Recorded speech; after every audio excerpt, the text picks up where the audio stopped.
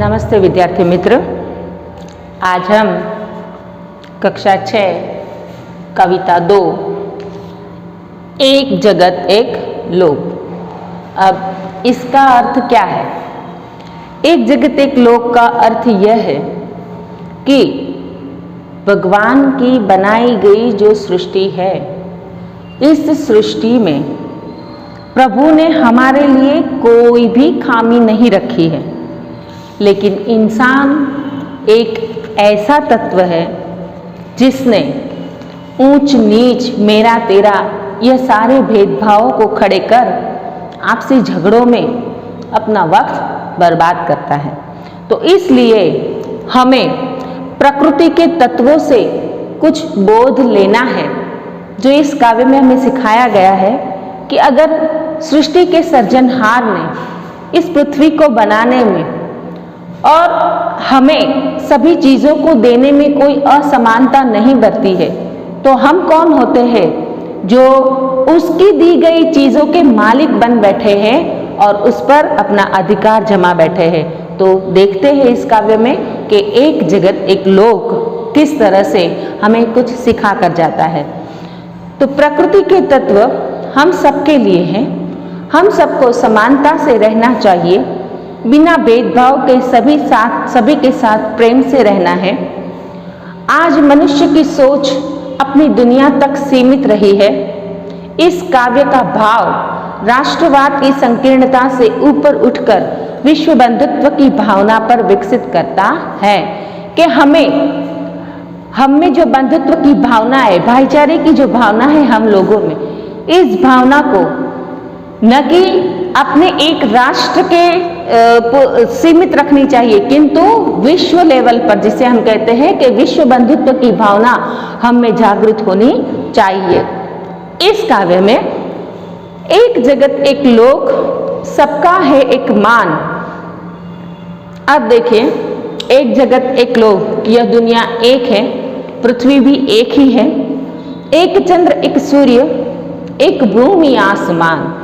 कि एक चंद्र जो है वह भी एक ही है, सूर्य है वह भी एक ही है, आसमान है वह भी एक है, जमीन है वह भी एक है। अब हम इस तरह से, अब देखो, कहने का अर्थ ये होता है कि हम ये कहते हैं कि अधिक पैसे वाला होता है वह गाड़ियों में घूमता है, बंगलों में रहता है, गरीब जो होता है वह झोपड़ी में रहता है, मध्यम वर्गीय लोग हैं वह सामान्य ऐसे मकानों में रहते हैं। तो यह भेदभाव हमें दिखाई देता है। लेकिन क्या भगवान ने ऐसे कहा है कि पैसे वाले लोग हैं उसे सूर्य अपनी रोशनी ज्यादा देगा, अगर पैसे वाला लोग है तो उनके ऊपर आसमान का साया ज्यादा रहेगा, गरीब के ऊपर नहीं रहेगा? ऐसा नहीं होता है। भगवान जो है उन्होंने अमीर गरीब मध्यम वर्गीय छोटा बड़ा सभी के लिए अपने सारे नियम एक समान रखे हैं, जिसमें ना कोई बड़ा है ना कोई छोटा, ना कोई ऊंच ना कोई नीच। तो यहाँ पर अगर उसके नियम सभी के लिए एक है, तो हम कौन होते हैं कि उनकी दी गई चीज़ों का बंटवारा कर ले। अगर इंसान चाहे तो उसमें भी अपना हाथ साफ कर ले, लेकिन ऐसा नहीं हो सकता। एक तेज एक हवा एक पानी, जीवन है सुख दुख की एक कहानी। एक तेज यानी कि प्रकाश, उनका जो प्रकाश है, पृथ्वी पर जो पड़ने वाला प्रकाश है। एक हवा, हवा जो है हम सांस में लेते हैं, वह अमीर भी वही हवा लेता है, गरीब भी वही हवा लेता है, सारे पृथ्वी के सारे जीव जंतु भी अपने श्वास में उसी हवा को लेते हैं। ना कि भाई पैसे वाले जो है वो वजनदार हवा लेते हैं, गरीब जो है वो हल्की हवा लेते हैं। तो ऐसा नहीं, वह हवा कहीं दुकान में बिकती भी नहीं है कि चलो आज मेरे पास 200 रुपये हैं तो मैं 200 रुपये की हवा लेके आऊँ, 500 रुपये है तो 500 रुपये की हवा लेके आऊँ। तो ऐसा नहीं होता है। तो सारी चीजें बिकती है, लेकिन आप एक कभी ध्यान से बैठकर सोचिए कि जो ईश्वर ने बनाई गई चीजें हैं, जैसे कि पर्वत नदी जमीन हवा, ये सारी चीजें जो है, वनस्पति, पृथ्वी पर बनाई हुई सारी वनस्पति जो है, यह सब जो वनस्पति और यह सारी कुदरती जो प्राकृतिक चीजें होती हैं, तो इन चीजों पर ईश्वर ने सभी को समान रूप से हक दिया है। तो इसका मालिक कौन बन बैठा है? मनुष्य। तो यह बात गलत है। एक देह एक रक्त एक अस्थि एक प्राण। अब हमारे शरीर की ही बात करें हम, तो भगवान ने हमें जो देह यानी कि शरीर दिया है, वह शरीर भी कैसा है, एक समान, सभी का एक तरीका है ना। चमड़ी जो है, हाँ, किसी कोई गोरा होता है, कोई काला होता है, कोई लंबा होता है, कोई नाटा होता है, लेकिन उसके शरीर की चमड़ी का जो प्रकार है वह प्रकार कैसा है, एक ही समान, वह एक ही मिट्टी से बनाई हुई उसकी जो चमड़ी है वह होती है। एक रक्त, सभी के रक्त का रंग कैसा होता है, लाल होता है। किसी भाई चलो बड़े आदमी का रंग लाल है, मतलब पीला है, मेरा लाल है, उसका हरा है, ऐसा होता है, नहीं होता है। तो कहने का अर्थ यह है कि प्राकृतिक बनाई हुई जो चीज है तो उसमें हमारा शरीर भी है, उसका भी समावेश होता है।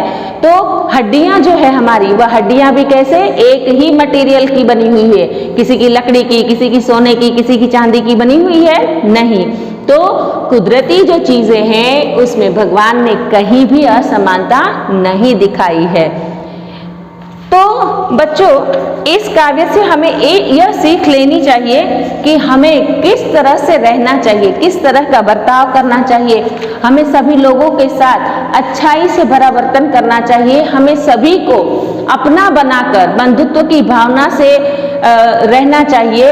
और यह भावना मात्र हमारे घर परिवार से सीमित नहीं, परंतु हम कहीं भी जाए तो हमारा जो वर्तन है वह कैसा होना चाहिए, जैसे हम घर में रहते हैं इसी तरह का होना चाहिए। सभी के प्रति हमारी भावना एक समान होनी चाहिए। हर्ष भरे हम गाए राग सुहाने, समता और ममता के गीत तराने, घर घर में गूंज रहा निष्दिन यह मधुर गान, एक जगत एक लोग।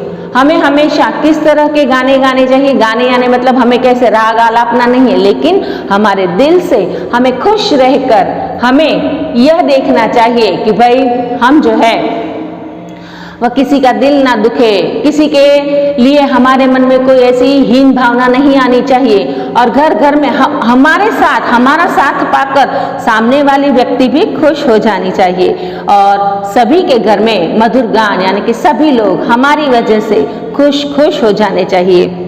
राष्ट्र में एक यही कर्म हमारा, प्रगति न्याय मानवता धर्म हमारा, हिलमिल के लहराए विश्व शांति का निशान, एक जगत एक लोग। राष्ट्र में एकता स्थापित करना ही यह हमारा कर्म होना चाहिए कि भाई गुजरात मेरा, महाराष्ट्र मेरा, पंजाब मेरा, एक देश को हमें अलग अलग टुकड़ों में बांट कर नहीं जीना चाहिए, लेकिन सारा राष्ट्र हमारा है और राष्ट्र में एकता बनाए रखना, एकता स्थापित किए रखना, यही हमारा कर्म होना चाहिए। प्रगति, न्याय और मानवता, हमें हमेशा प्रगति के पंथ पर चलना चाहिए, अन्याय किसी के साथ नहीं करना चाहिए, हमारे दिल में मानवता का भाव होना चाहिए।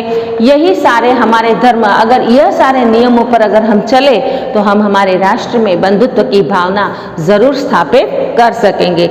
हिल मिल के लहराए विश्व शांति का निशान, अगर हम में एकता बनी रहेगी तो अपने आप विश्व शांति का निशान जो है वह सारी दुनिया में हम लहरा पाएंगे। तो बच्चों, इस कहानी से हमें जो बोध मिलता है तो यह बोध केवल एक ही है कि हमें हमेशा हिल मिलकर और समानता का भाव अगर हमारे दिल में है तो हम कहीं भी पीछे नहीं पड़ सकते। तो बच्चों, आज हमारा यह काव्य यही पूर्ण होता है। तो आपको इस काव्य के शब्दार्थ और अभ्यास जो है उसकी चर्चा हम दूसरे लेक्चर में करेंगे। तो आपको यह काव्य अपनी नोटबुक में लिखना है और साथ ही साथ मुखपाठ भी करना है। अस्तु।